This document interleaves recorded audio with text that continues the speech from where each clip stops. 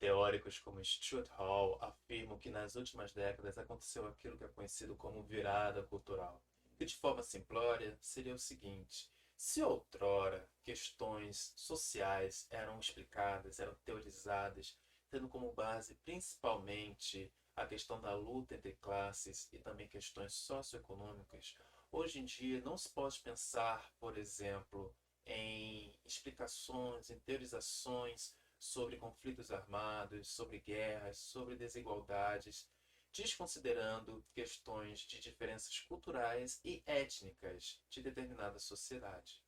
Nesse sentido, o conceito de etnia ele é central para nós entendermos as diferenças e as desigualdades que acontecem na educação e também na educação musical. Você, por exemplo, saberia definir o que é etnia? Qual é a diferença entre etnia e raça? E aonde esses dois conceitos se relacionam? Saberia me dizer como que a educação musical ela tem contribuído para que preconceitos relacionados às diferentes etnias sejam perpetuados? E também o que pode ser feito para que a educação musical contribua na erradicação das xenofobias? O objetivo desse vídeo é justamente lançar luz a essas questões. Meu nome é Renan Santiago e você está no Músicas no Plural.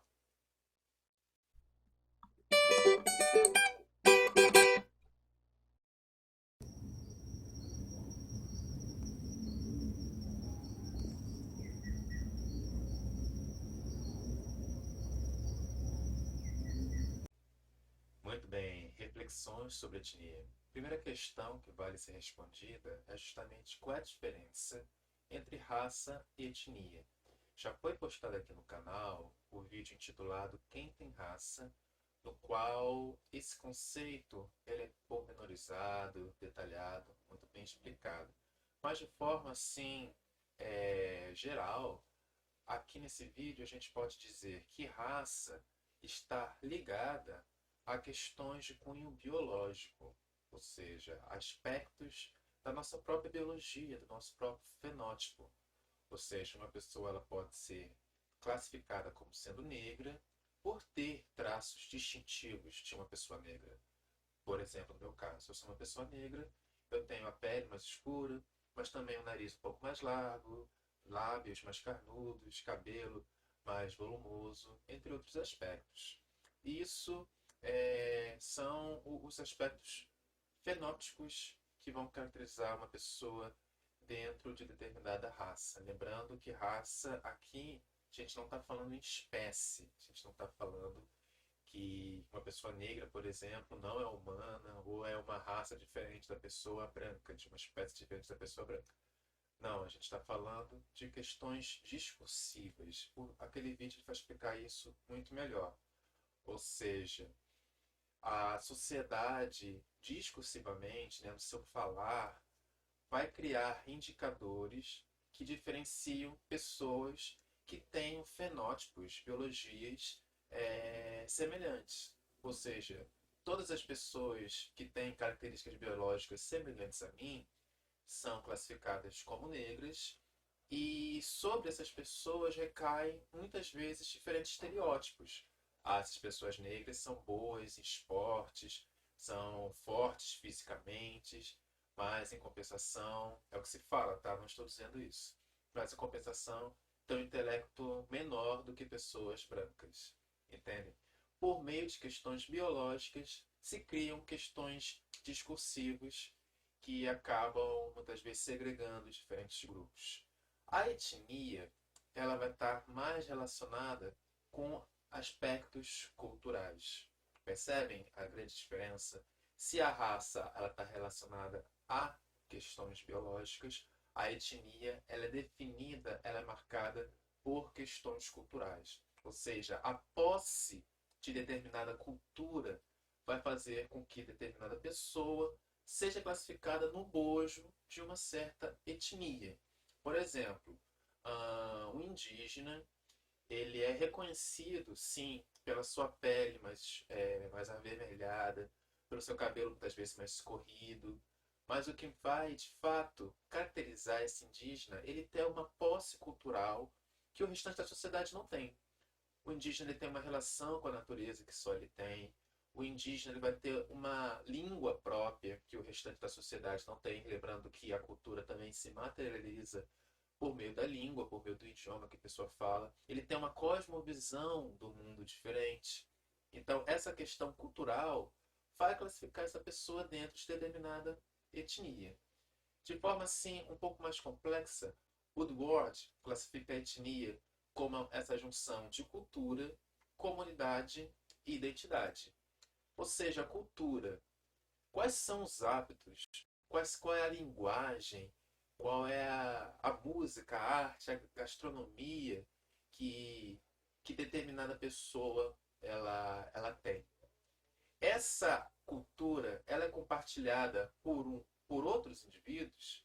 Em caso positivo, a gente vai ter uma comunidade de pessoas que compartilham aquela cultura. Só que mais do que uma cultura e uma comunidade que compartilha essa cultura, a gente também tem um conceito muito interessante que é o de identidade imaginada. Essas pessoas elas têm algo a mais que as une, que é um passado em comum.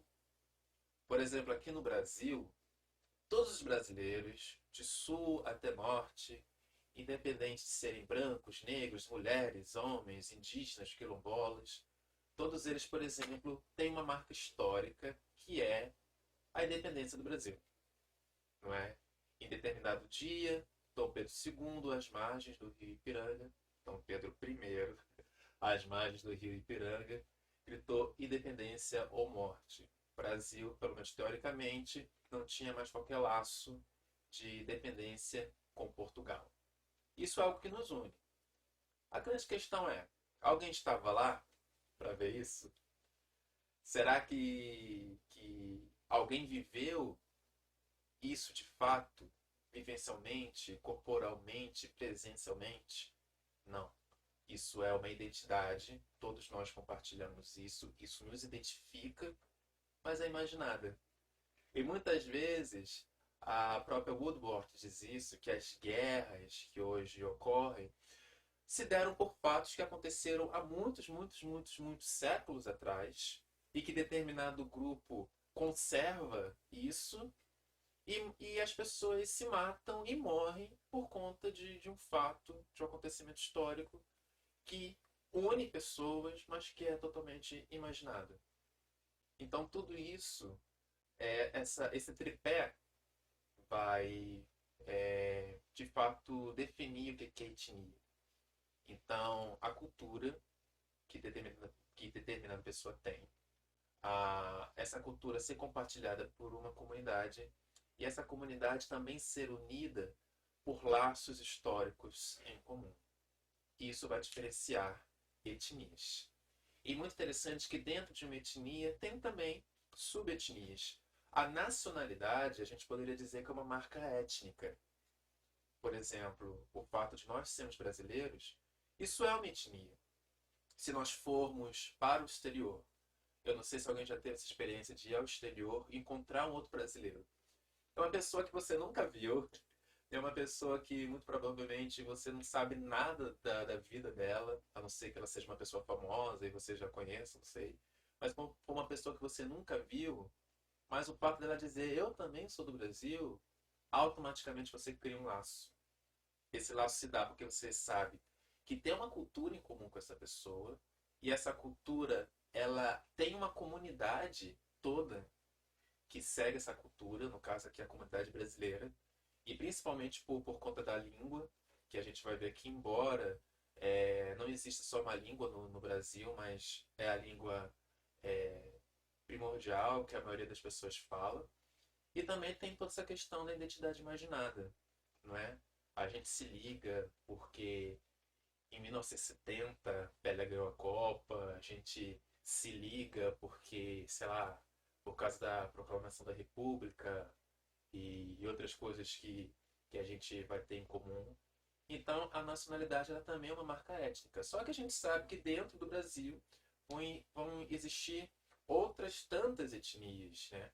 Que vão ter dentro dessa etnia maior, que é o ser brasileiro, as suas próprias características, a sua própria cultura, a sua própria comunidade e a sua própria identidade imaginada. Então, etnia é um conceito muito complexo, mas talvez essa complexidade que faça ele ser tão fascinante. E ela se expressa, essa marca identitária, em diferentes pessoas.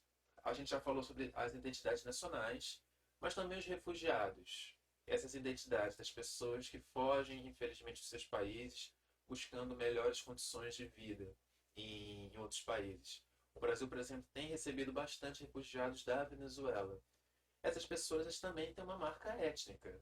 São pessoas em situação de refúgio, mas eles são caracterizados.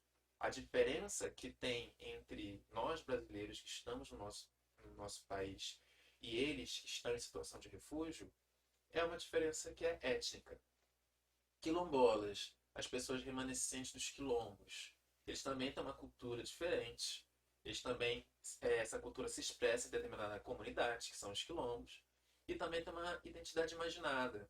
As memórias, né, a, a tradição oral, né, de tudo que aconteceu no processo escravatório, de resistência, tudo isso une essas pessoas de alguma forma. Então, os quilombolas também são pessoas que se distinguem do restante da sociedade por questões étnicas. Da mesma forma, os ciganos, os caiçaras, os migrantes, né, que são pessoas que saem de uma parte do país para ir viver nas outras. A maioria dos migrantes são nordestinos. Eu mesmo sou filho de uma migrante nordestina. Pessoas de povos tradicionais em geral e os indígenas, que serão o alvo maior aqui da nossa análise. Porque os indígenas, embora os outros povos, esse que a gente falou, essas outras identidades, também se expressem por meio da etnia, os indígenas talvez sejam os representantes mais conhecidos no contexto brasileiro de pessoas que se distinguem por conta da sua etnia.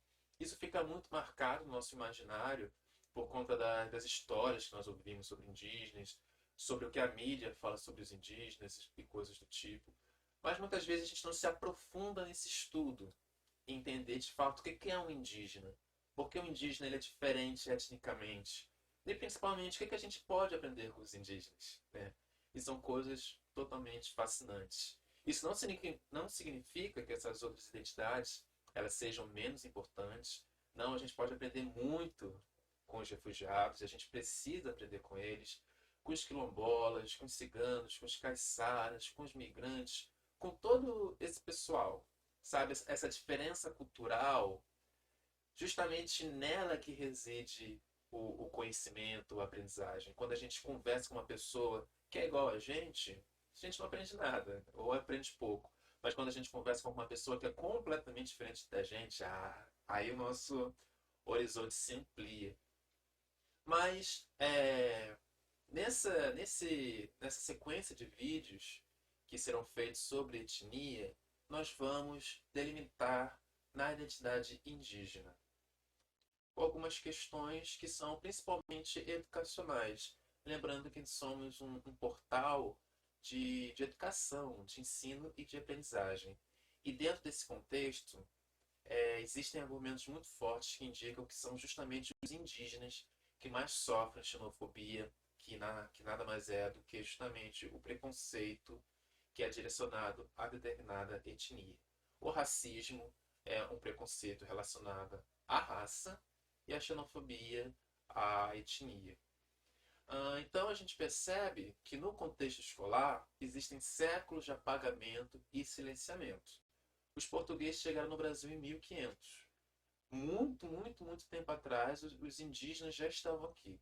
E quando eles chegaram, aconteceu um grande genocídio, que não é só um genocídio físico, não só indígenas foram mortos e mortas, mas também os seus conhecimentos, as suas tradições, a sua cultura. Boa parte dela também foi morta, sepultada, apagada. É aquilo que Boaventura Souza Santos chama de epistemicídio.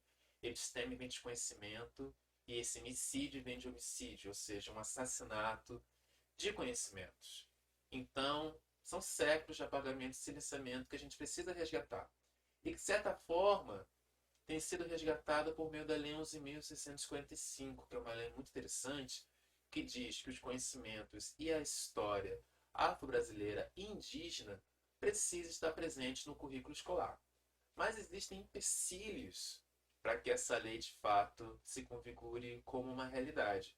Porque não é porque uma lei está publicada no Diário Oficial que de fato as escolas vão cumpri-las. Não, existem desafios a serem superados. Primeiramente, a falta de conhecimento. Não é? Os professores e as professoras sabem pouco sobre os indígenas. Nós sabemos pouco porque também nós aprendemos pouco sobre eles nas universidades, nos cursos de formação de professores e professoras. Então, isso é um empecilho para que a lei seja de fato cumprida. E muitas vezes, quando nós vamos ensinar sobre os indígenas e sobre as indígenas, nós acabamos cometendo o erro de tomar a identidade indígena como um bloco homogêneo, como se todas as nações indígenas, como se todas as etnias indígenas, elas fossem iguais, e elas não são. Veremos mais à frente que no Brasil existem pelo menos 305 nações indígenas, todas diferentes entre si, todas têm uma etnia, todas elas têm cultura, comunidade e identidade imaginadas diferentes. Então a gente não pode falar o indígena, a indígena de uma forma geral. Não, a gente pode falar de determinada etnia, talvez, mas nunca colocando todos no mesmo saco. E também muitos estereótipos são perpetuados. A gente aprende muitas vezes, principalmente os mais antigos, aqueles livros escolares mais tradicionais, que os indígenas são preguiçosos, que os indígenas não gostavam de trabalhar e coisas do tipo. Que eles são muito ingênuos, muito imaturos. E, na verdade, são estereótipos que não são reais e que são passados de geração a geração e a gente acaba muitas vezes reproduzindo. Nós precisamos combater também essa perpetuação de estereótipos que é equivocada.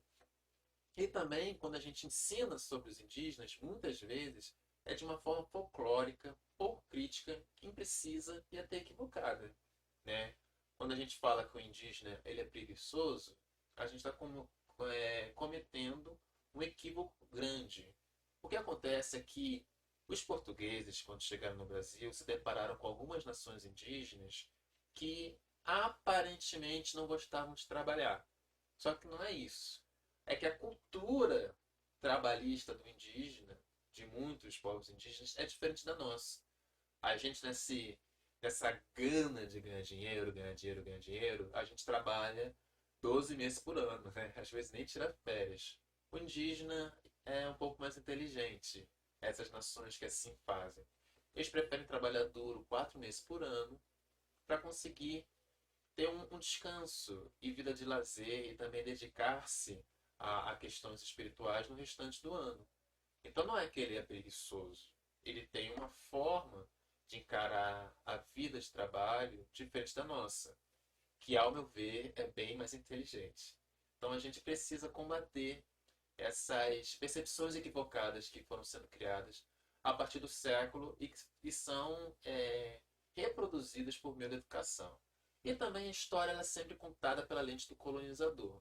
A gente vê, né, a gente transmite aquilo que os portugueses falavam sobre os indígenas. Não, a gente precisa fazer o oposto.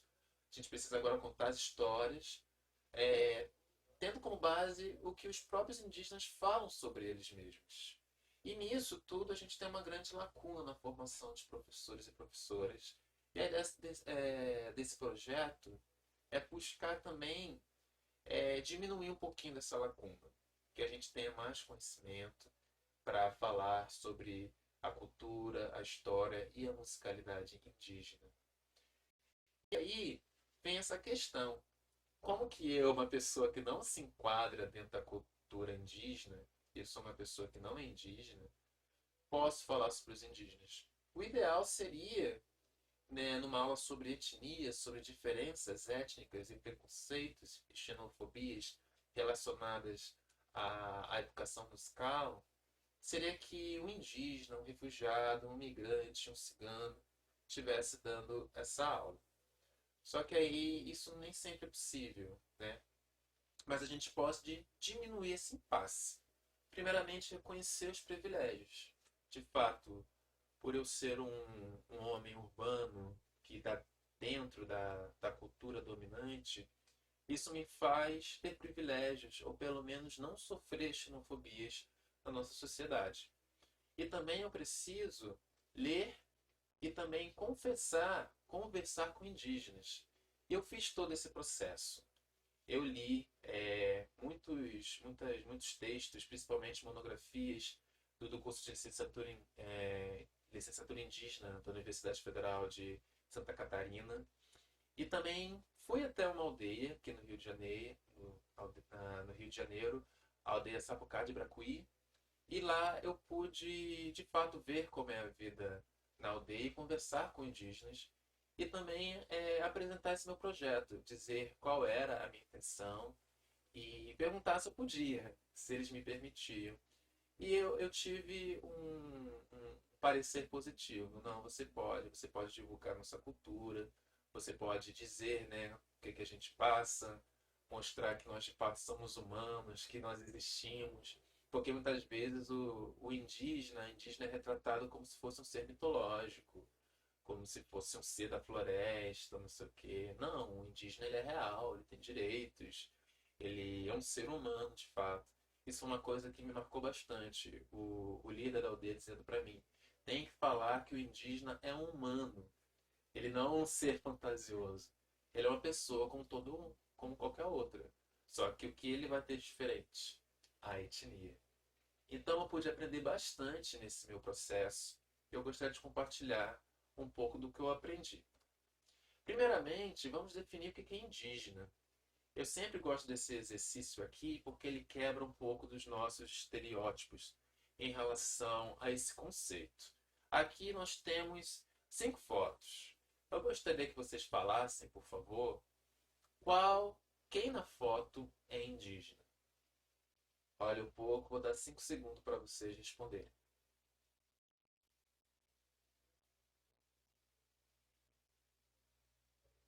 E aí, quem na foto é indígena? Se você respondeu que todos nas fotos são indígenas, você acertou. Se você respondeu alguma coisa diferente, infelizmente você errou, mas você vai aprender agora. Por que todos nas fotos são indígenas?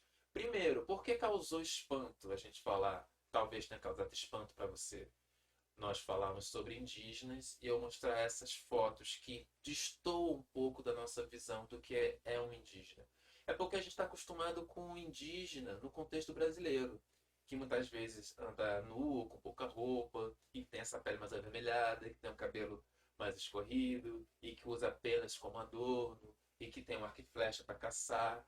Só que esse é o indígena no contexto brasileiro. Existem indígenas em outros contextos. Por que eu quero ser indígena? O que significa essa palavra? Indígena significa nativo. Simplesmente isso. Ou seja, um nativo de determinado lugar. Os indígenas eles são nativos porque eles sempre estiveram no Brasil. Claro que tem toda essa questão de que, muito provavelmente, há milhares de anos atrás, a vida começou na África e teve todo esse processo de dos seres humanos andarem e chegarem à América, chegarem à Oceania, chegarem à Ásia. Tá, mas uma vez eles chegando na América, eles sempre estiveram aqui. Então eles são nativos dessa terra. Mas existem nativos em outros lugares. Por exemplo, a gente não pode dizer que os europeus eles são nativos no Brasil, porque eles vieram da Europa para cá. Os africanos também não são nativos, porque eles foram transportados violentamente da África para cá. Mas os indígenas, todos esses 305 povos que nós temos hoje, eles estiveram aqui muito antes do processo colonizador. E o mesmo aconteceu com esses indígenas aqui dessas fotos que eu trago para vocês. Ali mais acima, esses homens altos de roupa vermelha, eles são os Maazi. Eles são uma etnia indígena da África. Ao lado, a mulher com o bebê no colo era uma mulher Zulu. Também é uma etnia indígena africana, só que agora é bem mais pro sul, ali na África do Sul mesmo. Embaixo, onde tem neve, que tem um moço e uma mulher, eles são o Sami. É um povo indígena do nórdico, da Finlândia, Suécia.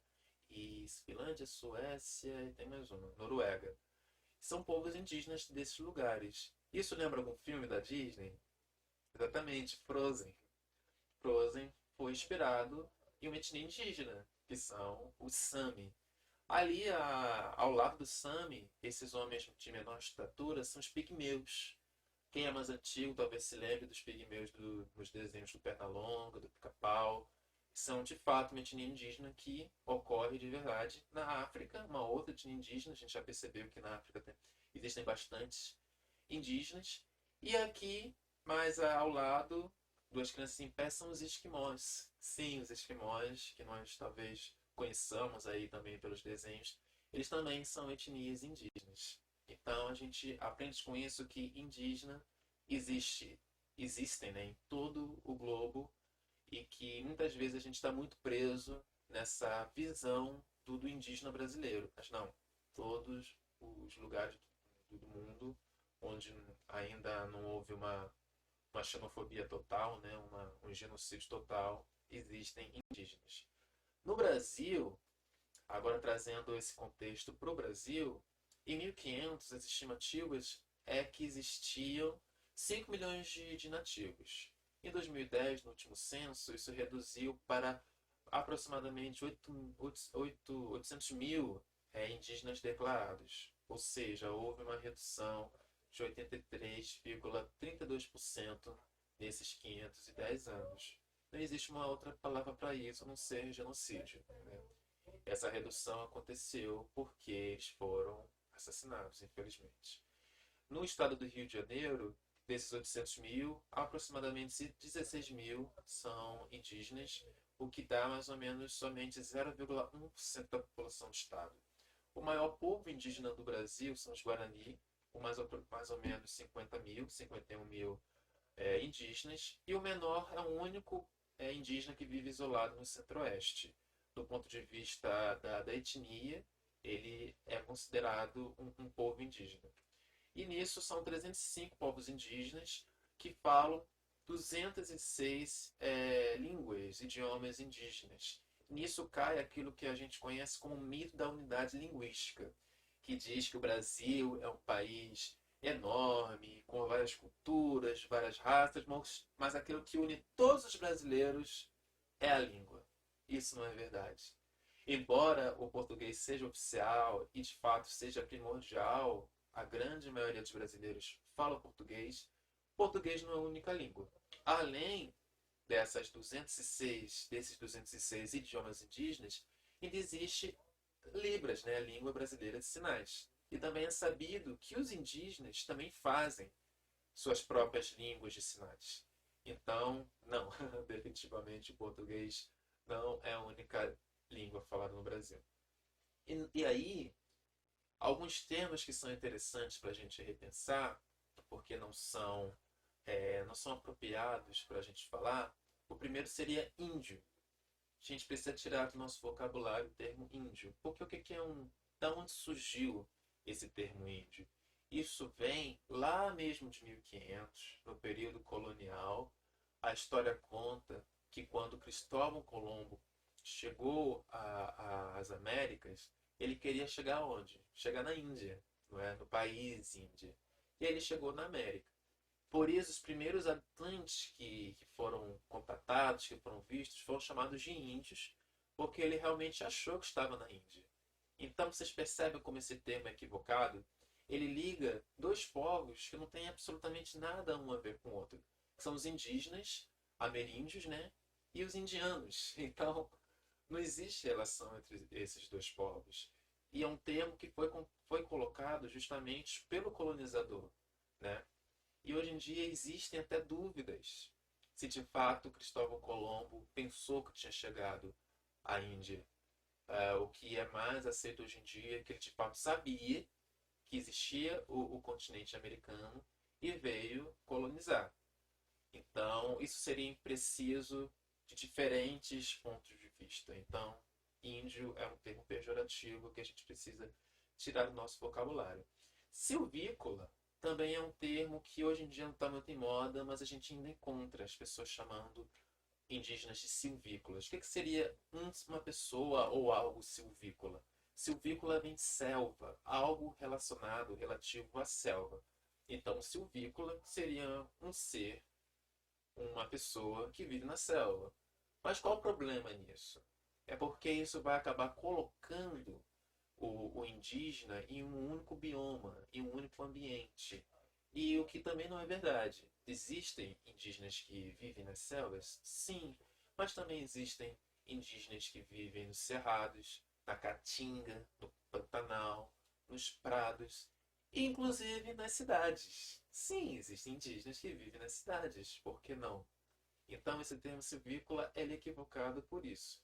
O melhor termo, mais acadêmico, mais politicamente correto, seria indígena, que como a gente viu, significa nativo de algum lugar. Mas esse ainda é um termo que foi dado por nós, pelos não indígenas, pelos antropólogos. O ideal é que a gente, quando vá em alguma aldeia, em alguma determinada etnia, a gente perguntar para os nativos como eles querem ser chamados ou como eles chamam a eles mesmos, né? Por exemplo, os guaranis se chamam de Wandevaequere. O que seria o Wandevaequere? Nós, os que somos, né? Eles não se chamam de... Eles até se chamam de indígenas, mas quando eles falam deles mesmos, por eles mesmos, eles falam, nós somos isso que somos. Nós somos isso, né? Esses outros termos foram nós que acabamos dando. Então isso acaba tirando um pouquinho da voz ativa dos indígenas. E outro termo que é muito equivocado é o tribo indígena. Tribo vem de tribal, de selvagem, de primitivo, de rústico. Não. A gente pode falar povos indígenas, aldeias indígenas, etnias indígenas. São termos mais apropriados. No próximo vídeo, nós vamos estar falando um pouquinho mais de uma determinada etnia indígena, que são os Guarani-Embuá. Nós vamos focar nessa etnia para conseguir explicar melhor como que o pensamento, a cosmovisão, a cultura de uma etnia, do que falar de várias de uma forma superficial. É melhor falar muito bem de uma do que mal de várias outras. E essa etnia indígena é mais presente no estado do Rio de Janeiro, onde eu resido. Então, se essa etnia ela não representa a região onde você assiste esse vídeo, isso não significa que você vai ficar desamparado, coisa do tipo. A ideia é justamente te instigar a fazer um trabalho semelhante ao que eu fiz. De você procurar interagir, de você procurar visitar aldeias na sua região, conhecer mais da cultura, da história, do idioma, das etnias indígenas que representam o seu estado, a sua cidade. Se você mora no Rio de Janeiro, São Paulo, Espírito Santo, Paraná, Santa Catarina, aí sim, lá vai ter bastante Guaranis em Boá. Mas agora se você mora mais para o Nordeste, mais para o Norte, você não vai, talvez esse material aqui não seja tão representativo para o lugar onde você mora. Mas então busque aprender com as etnias do seu estado, com as etnias do seu município, busque por material, busque por textos escritos por próprios indígenas. Você vai ver como esse conhecimento é vai ser muito importante para você, como professor, como professora, mas também como ser humano. Foi algo que eu fiz e não me arrependi. Então, no próximo vídeo, vamos falar sobre os Guarani-Embuá. Fique com Deus. Até lá.